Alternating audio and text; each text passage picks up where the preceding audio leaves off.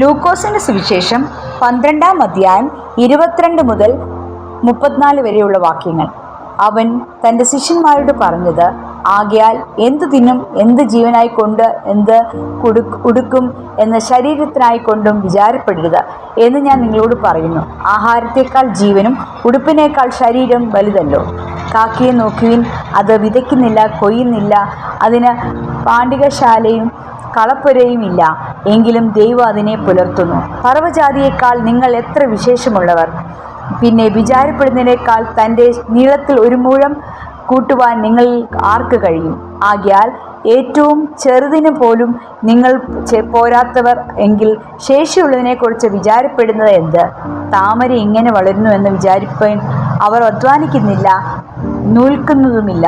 എന്നാൽ ശലോമോൻ പോലെ തൻ്റെ സകല മഹത്വത്തിലും ഇവയിൽ ഒന്നിനേളം ചമഞ്ഞിരുന്നുമില്ല എന്ന് ഞാൻ നിങ്ങളോട് പറയുന്നു. ഇന്നുള്ളതും നാളെ അടുപ്പിൽ ഇടുന്നതും വയലിലെ പുല്ലിനും ദൈവം എങ്ങനെ ഉടുപ്പിക്കുന്നുവെങ്കിൽ അല്പവിശ്വാസികളെ നിങ്ങൾ എത്രയധികം! എന്തു തിന്നും, എന്തു കുടിക്കുമെന്ന് നിങ്ങൾ ചിന്തിച്ച് ചഞ്ചലപ്പെടരുത്.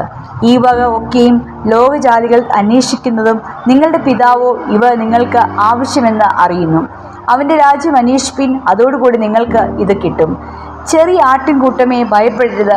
നിങ്ങളുടെ പിതാവ് രാജ്യം നിങ്ങൾക്ക് നൽകുവാൻ പ്രസാദിച്ചിരിക്കുന്നു. നിങ്ങൾക്കുള്ളത് വിറ്റ് ഭിക്ഷ കൊടുപ്പിൻ.